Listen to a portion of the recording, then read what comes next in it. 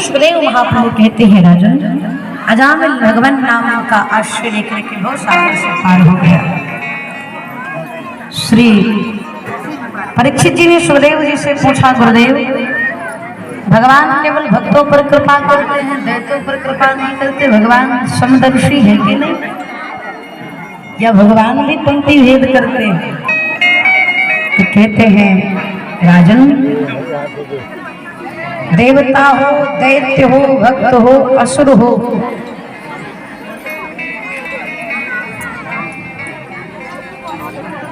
कोई भी हो, जो भगवान का स्मरण करेगा वो भव सागर से पार हो जाएगा। तो श्री परीक्षित जी ने कहा, गुरुदेव भगवान ने दैत्य पर कृपा की? बोले कृपा की। बोले किस पर? तब वर्णन करते हैं, हिरण्याक्ष का भाई हिरण्याकश्यपु, जिसकी पत्नी है कयाधु, जिसके पुत्र का नाम आह्लाद, अनुहाद, संघाद और प्रहलाद। परम वैष्णव, परम भागवत, द्वादश भागवत में एक भागवत, भक्त शिरोमणि, दैत्यों के यहाँ जन्म लेने वाले श्री प्रहलाद जी महाराज।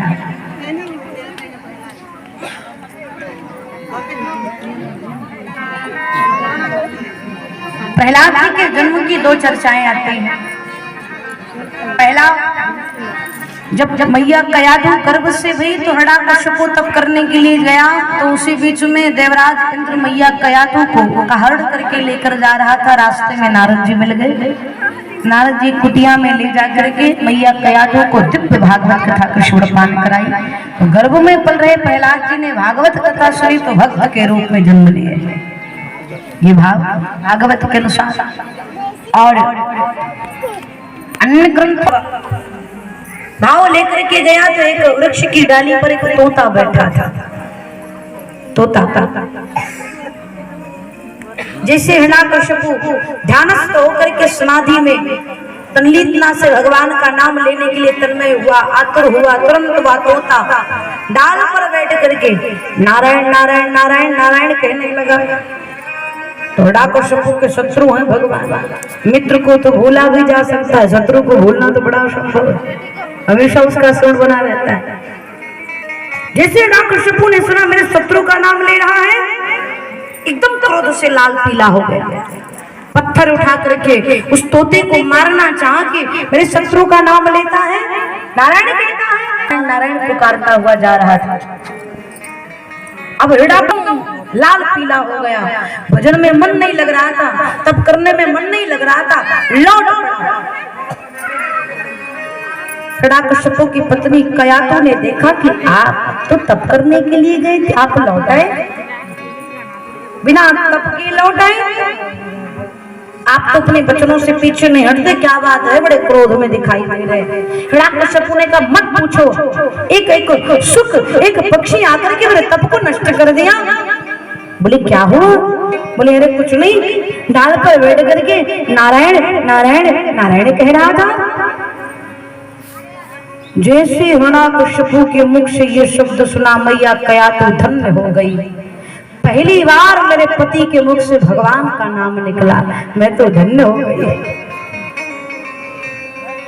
आनंदित हो गई। अब तो परम धर्मात्मा मैया कयाधु ने सोचा कि बस इसी नाम का आश्रय ले लेना चाहिए, तभी मेरे कुल की मुक्ति होगी।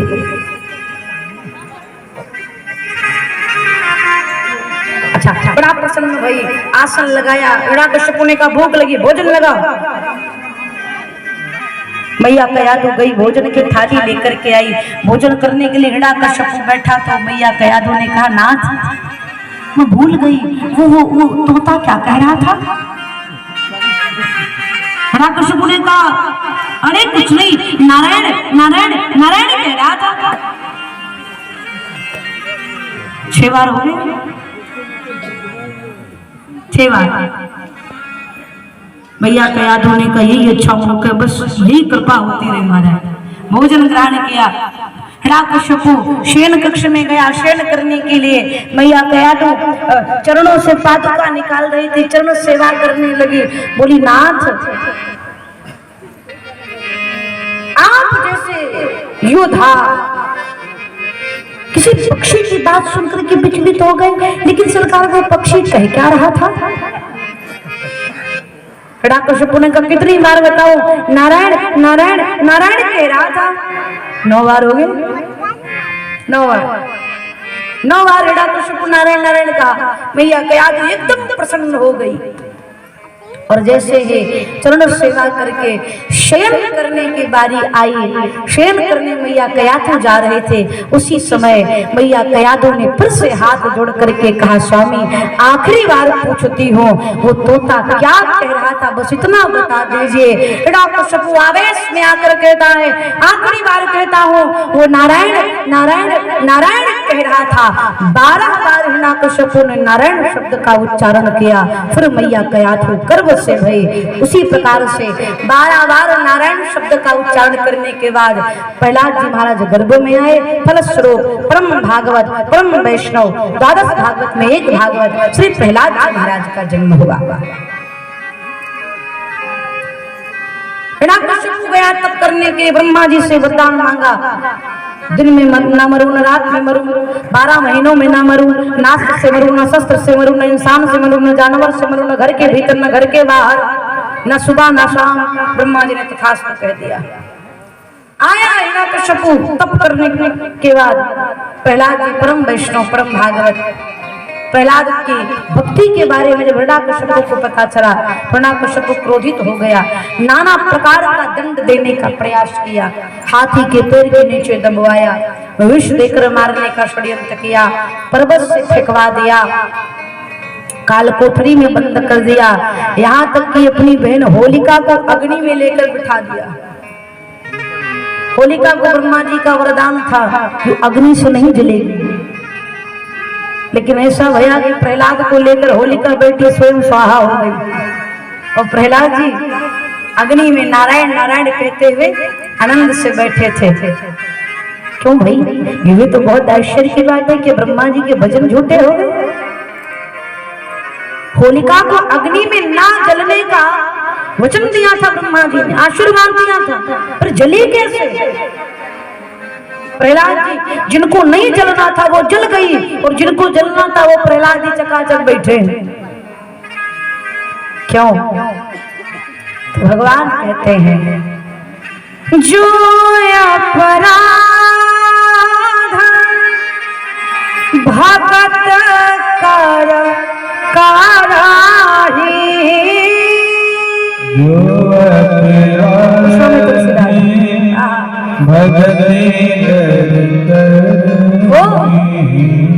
राम रोष पावक सो जराही, रामी रोष पावक करते हैं अग्नि। भगवान के भक्त का जो अपमान करता है, भगवान की क्रोध रूपी अग्नि से बच नहीं पाता। होलिका अग्नि नारायण के तेज से तो बच गई, लेकिन भक्त प्रहलाद का अपमान किया था, इसलिए भगवान के क्रोध रूपी अग्नि से होलिका जल करके भस्म हो गई। भगवान कभी भी अपने भक्त का अपमान बर्दाश्त नहीं करते। एक पागल प्रेमी वृंदावन से लौट रहा था, फटे पुराने कपड़े पहने, कृष्ण कृष्ण कृष्ण कहते हुए आ रहे थे। लोग उनको देखकर हास परिहास करने लगे। कुछ बच्चे पत्थर उठाकर मारने लगे। जब पत्थर उठाकर मारने लगे तो उनके शरीर से उनके मस्तक पे लग गया, रक्त निकलने लगा। लेकिन वो व्यक्ति महात्मा कृष्ण कृष्ण कहते हुए जा रहे थे। पत्थर पड़ रहे हैं फिर भी नाम नहीं भूल रहे हैं, नाम लिए जा रहे हैं। भगवान रुक्मिणी मैया के साथ थे। तक्षण भगवान उठकर खड़े हो गए। रुक्मिणी मैया ने कहा, प्रभु कहाँ जा रहे हैं, भोजन तो कर लीजिए। भगवान ने कहा, ना मुझे शीघ्र जाना है। भगवान थोड़ी दूर गए फिर लौट आए। रुक्मिणी मैया ने कहा, आप तो किसी भक्त की सहायता करने के लिए जा रहे थे, बीच से ही क्यों लौट करके आ गए? भगवान ने कहा, उसको मेरी जरूरत नहीं है। जब जरूरत थी तो मैं जा रहा था, उसकी जरूरत मेरी खत्म हो गई। बोले कैसे प्रभु? तो भगवान कहते, रुक्मिणी लोग उस पर पत्थर मार रहे थे, तो मैंने सोचा जाकर मैं उसे बचा लूं, क्योंकि उस समय मेरा नाम ले रहा था। लेकिन मैं जैसे घर से निकला उस सबको स्वयं पत्थर उठाकर जवाब देने लगा, तो मुझे लगा अपना काम स्वयं कर सकता है, अब मेरी जरूरत नहीं, इसलिए मैं लौट आया। कभी कभी कुछ न्याय उन न्यायाधीश पर छोड़ देना चाहिए। हमारी वाणी में तो आवाज भी है, भगवान की लाठी में लोग कहते हैं ना, चोट भी लगती और आवाज भी नहीं होती। नाना प्रकार का जतन किया हिरण्यकश्यप, नहीं हो पाया। एक दिन हिरण्यकश्यप प्रहलाद जी को कहता, अंगारे पर चलो। प्रहलाद जी कांप गए, सुकोमल चरण है, अंगारे अग्नि के अंगारे धधक रहे हैं, कैसे जाऊं इस पर। भगवान एक चींटी का रूप धारण करके उस अंगारे पर चलने लगे। प्रहलाद जी ने सोचा, इस चींटी के भीतर भी मेरे प्रभु का वास है, अगर ये भगवान का भक्त होकर चींटी अंगारे पर चल सकती है तो मैं क्यों नहीं चल सकता। और प्रहलाद जी जैसे अंगारे पर चरण रखे, बिन बादल गर्जना होने लगी और घोर जल की वृष्टि होने लगी। अंगारा शीतल हो गया, हिरण्यकश्यप पागल हो गया। बता तेरा नारायण कहाँ है। प्रहलाद जी ने कहा, पिताजी हरि व्यापक सर गात्र समाना।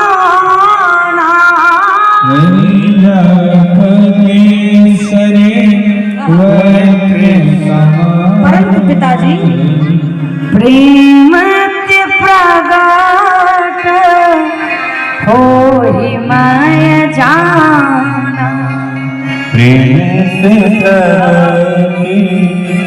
यज्ञ तंत्र सर्वत्र परमात्मा विराजमान है, लेकिन पिताजी भगवान को दिखते वही हैं जिसकी दृष्टि में प्रेम होता है। सूर अनेक फिरे कड़ मांगत पै पद सूर सुस्वाद कहा, पुनिताल मजीरा बजाती फिरे मीरा मतवारी चाह कहा। सियाराम कथा कितनों ने लिखी पर तुलसी सी मर्याद कहा, नरसिंह बसे प्रतिकंबन में पर काढ़न को प्रहलाद कहा। भगवान हर जगह है।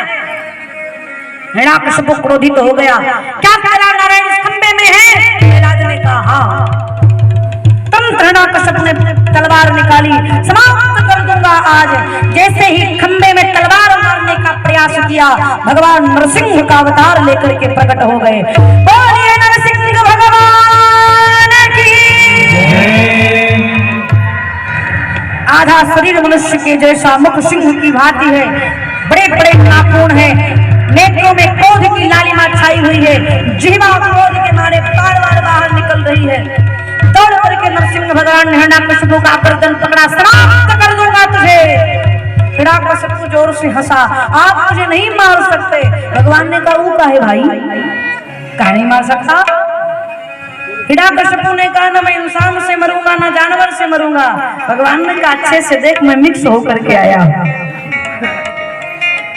आधा इंसान आधा जानवर बनाऊं, तेरे लिए नया रूप धारण किया। नरसिंह, नर और सिंह मुख की बात, मुख सिंह की तरह था। हिरण्यकश्यप ने कहा फिर भी आप मुझे नहीं मार सकते, क्योंकि मैं 12 महीनों में नहीं मरूंगा।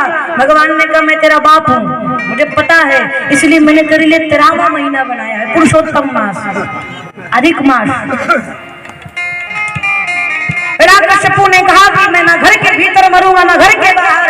भगवान ने कहा तू देख, तू बीच देहरी पर खड़ा है, दहलीज पर खड़ा है, ना आकाश में न मृत्यु लोकों में। भगवान ने कहा तू मेरी जंघाओं पर है, जंघाओं पर भगवान ने हिरण्यकश्यप को लुटाया। हिरण्यकश्यप ने कहा ना अस्त्र से मरूंगा ना शस्त्र से।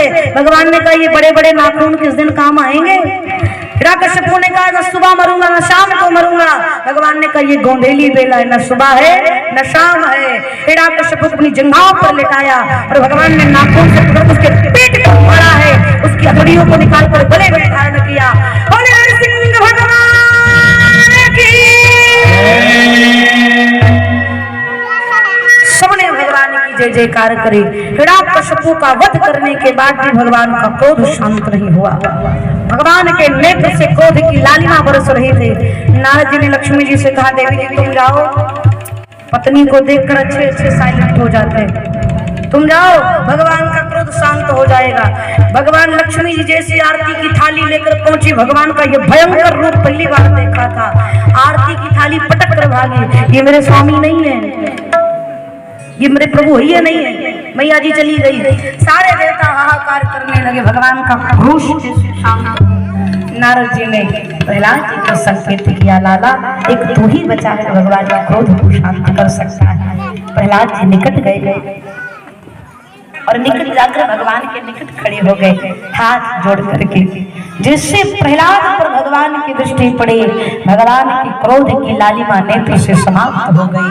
भगवान ने तक्षण प्रहलाद को अपने गोद में उठा करके, हाथ से उठाए करके गोद में बिठा लिया और अपनी जीवा से प्रहलाद के मस्तक को चाटने लगे। और यहीं पर एक नाम भगवान का भक्त वत्सल पड़ा। वत्स का अर्थ है बछड़ा और वत्सला का अर्थ है गाय। इस प्रकार से गौ माता के गर्भ से बछड़े का जन्म होता है तो बछड़े के शरीर में मल लगा रहता है, गंदगियां लगी रहती हैं, लेकिन गौ माता अपनी जिह्वा से बछड़े को चाट चाट कर श्वेत कर देती है, स्वच्छ कर देती है। वही संबंध भक्त भगवान का है। भगवान अपने कृपा रूपी करुणा रूपी वरद हस्त से भक्त के विकारों को समाप्त कर देते हैं। भगवान ने प्रहलाद जी को हृदय से लगाया। थोड़ी देर बाद भगवान ने मुस्कुरा करके कहा,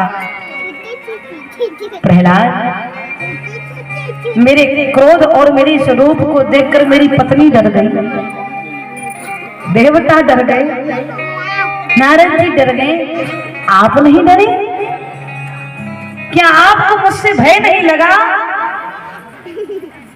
प्रहलाद जी ने कहा, नाथ जंगल का राजा शेर होता है, सिंह की गर्जना सुनकर के सारे जीव जंतु डर जाते हैं, लेकिन सिंह की गर्जना सुनकर के शेर का बच्चा नहीं डरता। तो शेर का बच्चा शेर से कभी नहीं डरता। मैं आपका पुत्र हूँ प्रभु और मैं आपसे भयभीत होने वाला नहीं है। भगवान मुस्कुरा दिए।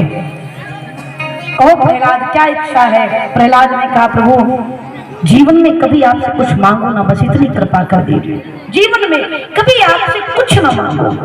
भगवान आह्लादित हो गए, प्रहलाद को उठा करके सिंहासन पर बिठा दिया और जैसे सिंहासन पर बिठाया एक कामना जग गई प्रहलाद के मन में। क्या? बोले प्रभु एक विनती है। कहो प्रहलाद कहो। प्रहलाद जी के नेत्र सजल हो गए। हिरण्याकश्यप का शव निकट पड़ा है। बोले नाथ यद्यप मेरे पिताजी ने हजारों पाप किए हैं, लेकिन मेरी आपसे इतनी विनती है कि आप मेरे पिता को इस भव सागर से मुक्त करके अपने श्री चरणों में स्थान दे दीजिए, भव सागर से मुक्त कर दीजिए। जैसे इतना प्रहलाद के वचन को सुना, भगवान मुस्कुरा करके बोले, बेटा तेरे जैसा भक्त, तेरे जैसा वैष्णव, तेरे जैसा भगवत प्रेमी जिस कुल में जन्म ले ले, उसकी 21 पीढ़ी करने में देर नहीं लगती। भाई अधिकारी के आगे पीछे अगर चोर की भी गाड़ी लगी है तो पुलिस रोकने वाला नहीं है। सांसद जी आ रहे हो, पुलिस खड़ी है, सांसद जी की गाड़ी के आगे अगर चोर की गाड़ी लगी है तो रोक कर थोड़ी कहेंगे लाइसेंस दिखाओ, कागज दिखाओ, नहीं, सांसद जी आ रहे, जाने दो इसको। कोई भी हो, अधिकारी के साथ साथ में चोर की भी गाड़ी चली जाती है, तो वैसे भक्त के साथ दुरात्मा का भी कल्याण हो जाता है। तेरे जैसा वैष्णव जिस कुल में जन्म लेगा कल्याण सुनिश्चित है। भगवान ने प्रहलाद पर कृपा करे। आगे चल करके सप्तम स्कंद को विराम देते हुए अष्टम स्कंद की चर्चा आई। अष्टम स्कंद में मनवंतरों की चर्चा आई। सत्य त्रेता द्वापर कलियुग, जब ये 1000 बार व्यतीत होता है तो ब्रह्मा जी का एक दिन होता है। ब्रह्मा जी के एक दिन में 14 मनवंतर होते हैं। प्रत्येक मनवंतर में लगभग 72 चतुर्युगी होते हैं और भगवान प्रत्येक मनवंतर में किसी न किसी भक्त पर कृपा करते हैं। चक्षुष मनमंत्र में भगवान ने गजराज पर कृपा करी। त्रिकूट नामक पर्वत रजोगुण तमोगुण सतोगुण से परिपूर्ण। गज गज माने हाथी, बहुत प्यारा प्रसंग। गजराज अपने विशाल परिवार के साथ त्रिकूट पर्वत पर रहता था।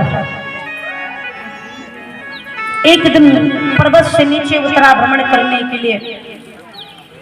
भ्रमण करते करते प्यास लगी, पानी की खोज में निकला। एक सुंदर सरोवर मिला, बड़ा सुंदर सरोवर, दिव्य वातावरण, पक्षियों का कलरव, मंद सुगंध हवाएं, सुगंधित पुष्प खिले हुए, शांत निर्मल जल। गजराज प्रवेश किया, जल पिया। जल पीने के बाद अपनी पत्नी और अपने बच्चे के साथ जल क्रीड़ा करने लगा, जल विहार करने लगा। अपनी सूंड में पानी भरता और पत्नी बच्चे के ऊपर फेंकता। सब खूब आनंद ले रहे थे। कुछ देर को बर्दाश्त भया। गजराज का विशाल चरण सरोवर के जल को दूषित कर रहा था। सारे जीव जंतु अफड़ा तफड़ी मचाए थे। उसी जल में एक ग्राह रहता था। ग्राह का अर्थ है मगरमच्छ। मगर ने गजराज के चरण को पकड़ लिया।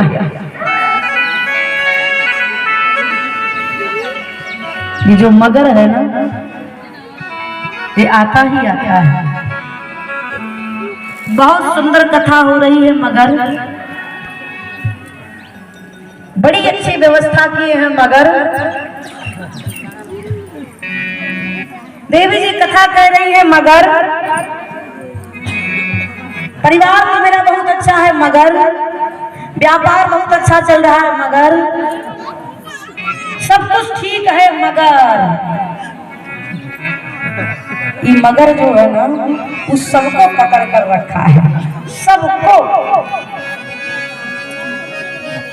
किसी के पास कोई समस्या नहीं होती फिर भी कह देता सब कुछ ठीक है। मगर लेकिन किंतु परंतु अगर मगर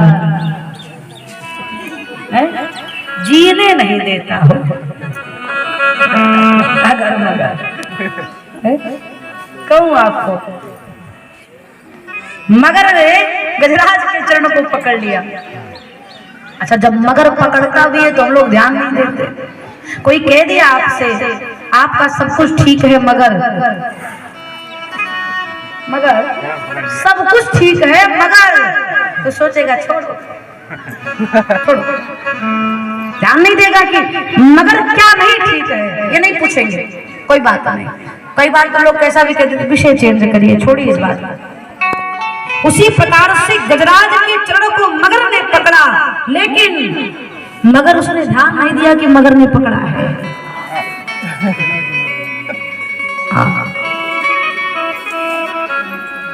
परिवार के साथ आनंद ले रहा था। कुछ क्षण बाद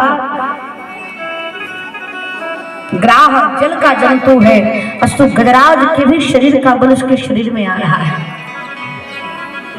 धीरे धीरे गजराज का बल ग्राह के शरीर में प्रवेश होता जा रहा है।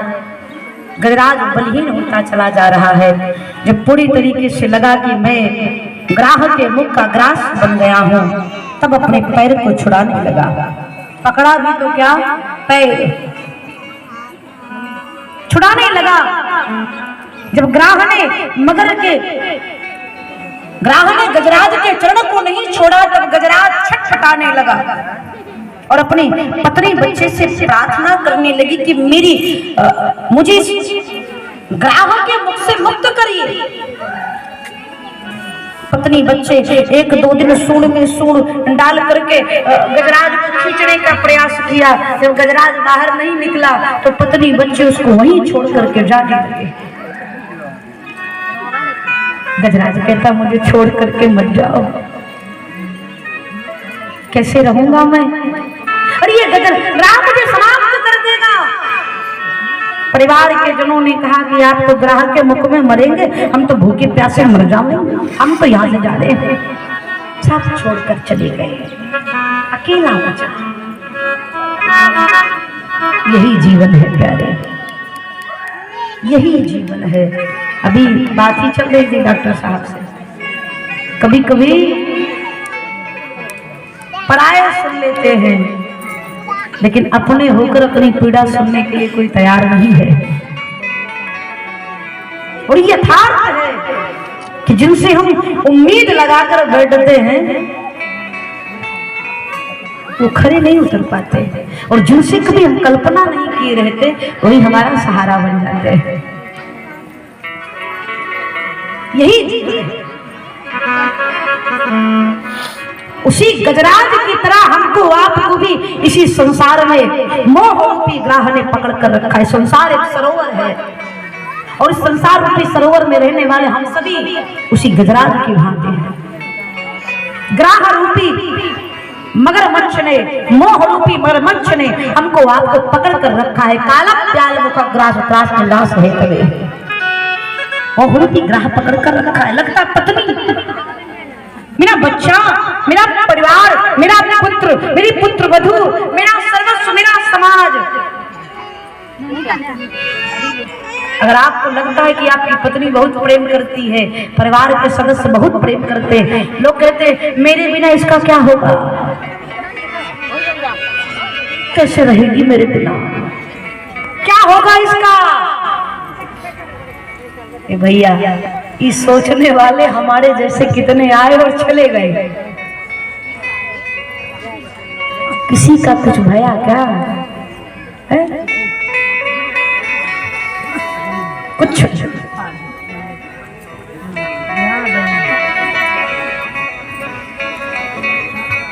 बीमार हो जाइए वो दूसरी बात है, जिनके पास गवर्नमेंट सर्विस है उनकी तो सेवा हो ही जाएगी। चेतन आया है, कहूँ आपको पेंशन मिलेगी ना रिटायर होने के बाद, तो 25 तारीख तक सेवा नहीं होगी, लेकिन 25 तारीख से लेकर 1 तारीख तक भयंकर सेवा होगी। 1 तारीख को पेंशन मिल जाएगी, फिर खटिया घर से बाहर। हाँ 70% लोगों के साथ ये हो रहा मेरे प्यारे।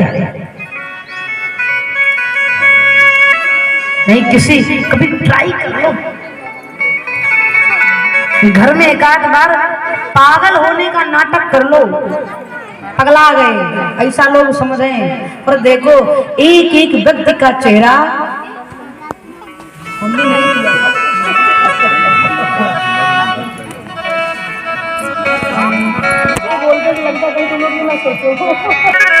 मोह एक बड़ी सुंदर पंक्ति है, हमने जिसको चाहा उसने चाहा किसी और को।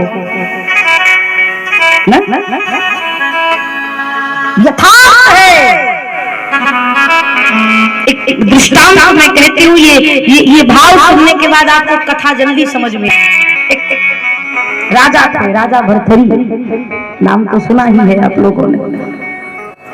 उन्होंने श्रृंगार और वैराग्य के 100 शतक लिखे। राजा भरथरी अपनी पत्नी से बड़ा प्रेम करते, बहुत आसक्ति थी महाराज। एक दिन एक घटना घटी।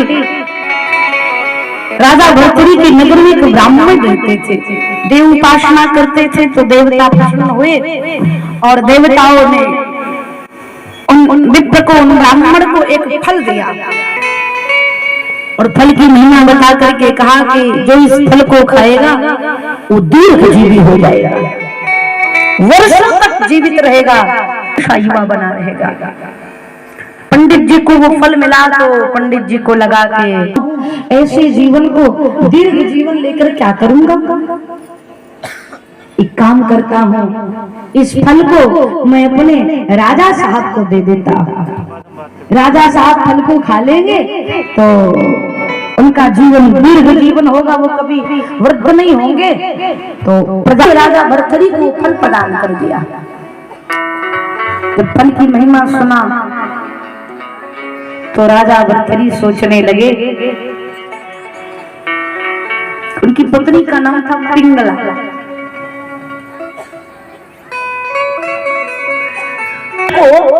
अपनी पत्नी को खिला देता हूँ।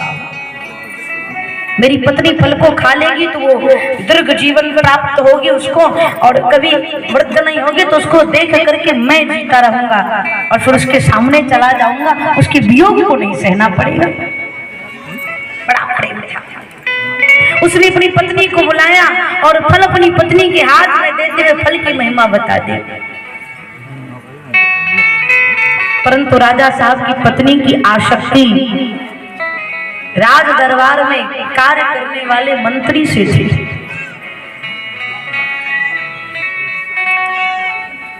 मंत्री से बड़ी आसक्ति थी उसको।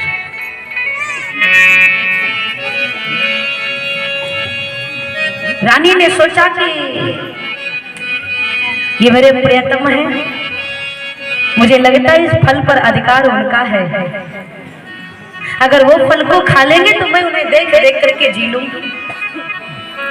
उसने मंत्री को बुलाया और मंत्री के हाथ में वो फल प्रदान किया, फल की महिमा बताई। लेकिन यहां भी गड़बड़ था। मंत्री की आसक्ति राज दरबार में नृत्य करने वाली नर्तकी से थी। मंत्री ने सोचा कि ये फल मैं नर्तकी को प्रदान कर देता हूं। नृत्य करने वाली नर्तकी जब इस फल को खाएगी तो दीर्घ जीवन उसको मिलेगा, कभी वृद्ध नहीं होगी, उसके पैरों की घुंघरू मेरे कानों को आनंद पहुंचाएंगे। अस्तु जब मंत्री ने उस नर्तकी को फल प्रदान किया तो नर्तकी ने जब फल की महिमा सुनी तो विचार करने लगी, इस दलदल में जीवन जी रही हूं, दिन रात नाचते नाचते पैर थक जाते हैं, ऐसे दुर्गुण भरे जीवन को कौन अधिक वर्षों तक जीना चाहेगा। ये काम करती हूँ, ये फल मैं ले जाकर के अपने नगर के राजा को दे देती हूँ। जब राजा साहब इस फल को खाएंगे तो उनका जीवन बड़ा होगा और वो प्रजा का पालन करेंगे। जब लौट करके वो फल राजा के हाथ में आया तो राजा फल को पहचान गया, ये तो वही फल है जो मैंने अपनी पत्नी को दिया था। पता लगाया तो राजा ने रानी को दिया, रानी ने मंत्री को दिया, मंत्री ने नर्तकी को दिया और नर्तकी ने फिर से राजा को प्रदान किया। जब ये बात राजा साहब को पता चले तो राजा भरथरी के मन में बैराग जगा। वाह रे दुनिया वाह।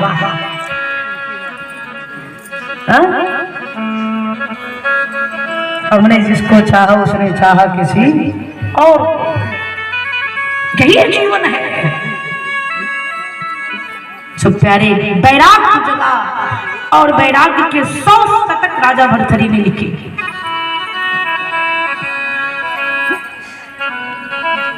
यही जीवन है।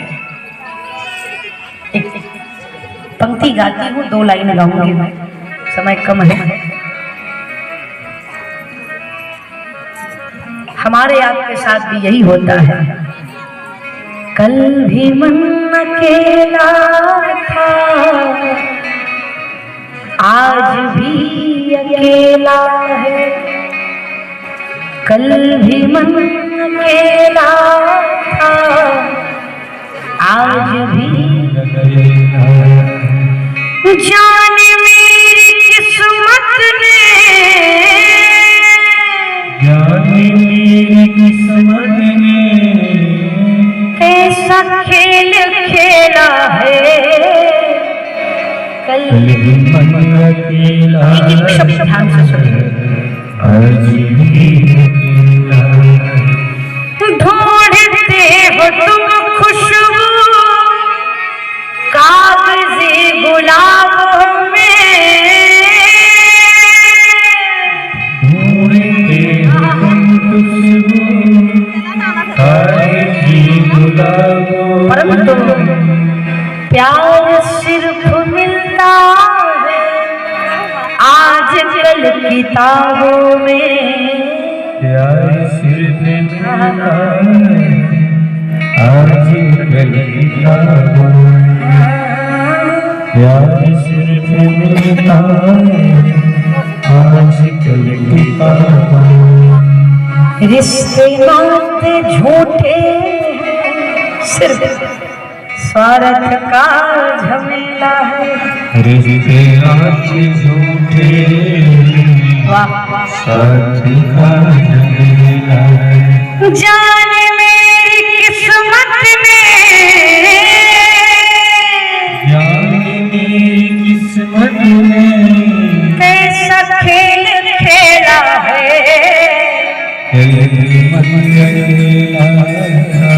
और आज भी अगली पंक्ति, जिंदगी के मंडप में हर खुशी कंवारी है। जिंदगी के मंडप में हर खुशी जिंदगी के मंडप में हर खुशी का है। किससे मांगने जाए हर कोई भिखारी है। किससे मांगने जाए हर कोई भिखारी है। हर किसी की आंखों में आंसुओं का रेला है। हर किसी की आंखों में आंसू करेला है। कभी मन अकेला था, आज भी अकेला है। बड़ी सुंदर पंक्ति कहूँ आप। जीवन जीना उसी को आया जो हर हाल में खुश रहना संतोष सीख जाए। महफिल में जुदा रहना संतोष सीख जाए। जो मेले में अकेला समझे और अकेले में अपने आप को मेले के भीतर समझे, उसी को जीवन जीना आया भैया। अकेले में मेला और मेले में अकेला, चकाचक आनंद में रहिए। कि सोचिए कि ये आगे पीछे लोग बने रहे, असंभव। गजराज बल समाप्त हो गया, परिवार साथ छोड़कर चला गया, दुखी हो गया। तब उस परम सत्ता की, उस परम पिता परमेश्वर की याद आई। हे प्रभु, हे संसार के पालन सृजन संहार करता, आकर मेरी रक्षा करिए। हे सच्चिदानंद, आकर मेरी रक्षा करिए। किसी ने इंद्र से कहा कि ब्रह्मा जी आप जाकर बचाइए। ब्रह्मा जी ने कहा मेरा नाम थोड़ी लिया जो मैं जाऊं। शिव जी से कहा आप बचाइए। शिव जी ने कहा मेरा नाम नहीं लिया है। और यही कह देता डमरू वाले बाबा अगर मेरी रक्षा करो। दुर्गा मैया से कहा आप जाओ। मैया ने कहा यही कह देता पहाड़ा वाली जोता वाली मैया अगर रक्षा करो तो जाती, नाम तो लिया नहीं। सो भगवान विष्णु तैयार हो गए, मैं जा रहा हूँ। क्यों? इंद्र ने कहा आप क्यों जा रहे हैं? भगवान ने कहा जिस संपत्ति का कोई नहीं होता वो संपत्ति सरकार की हो जाती है। इसने किसी का नाम ले लिया, सो मेरा नाम ले लिया, इसलिए मैं ही जा रहा हूँ। भगवान गरुड़ पर आरूढ़ होकर के आए। गजराज अपने मन रूपी पुष्प भगवान के चरणों में अर्पण किया। भगवान ने गजराज के सूंड को पकड़कर बाहर निकाला। अपने सुदर्शन चक्र से ग्राह के सर को धड़ से अलग करके गजराज पर कृपा करे। बोलो भक्त वत्सल भगवान की। गजराज के चरण को ग्राह ने पकड़ा, सो उसका भी कल्याण हो गया। कथा संकेत करती है भगवान तक हाथ ना पहुंच पाए कोई बात नहीं, भगवान के भक्त का चरण पकड़ लो। भगवान अपने भक्त से पहले चरण पकड़ने वाले का कल्याण करते हैं। तुम्हारा चरण पकड़ो और कृतार्थ हो जाओ। गजराज इंद्रियों नाम का राजा था, दुर्वासा ऋषि द्वारा शापित था। भगवान ने इस पर कृपा करी। ग्राह हुहु नाम का गंधर्व था, भगवान देव ऋषि द्वारा शापित थे। भगवान ने उस पर कृपा करी। आगे चल करके अष्टम स्कंद को विराम दिया। समुद्र मंथन की चर्चा आई।